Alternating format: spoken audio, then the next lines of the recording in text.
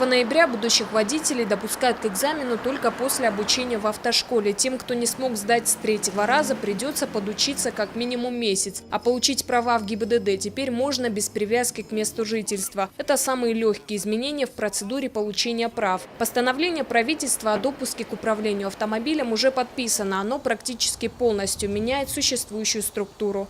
Что в себя включают новые правила? Они более расширены в плане часовом обучении, в плане тематическом, то есть добавлены курсы психологии, добавлены темы по оказанию первичной помощи пострадавшим при ДТП, увеличены часы практического вождения, возросли требования к материально-технической базе, оснащению школ.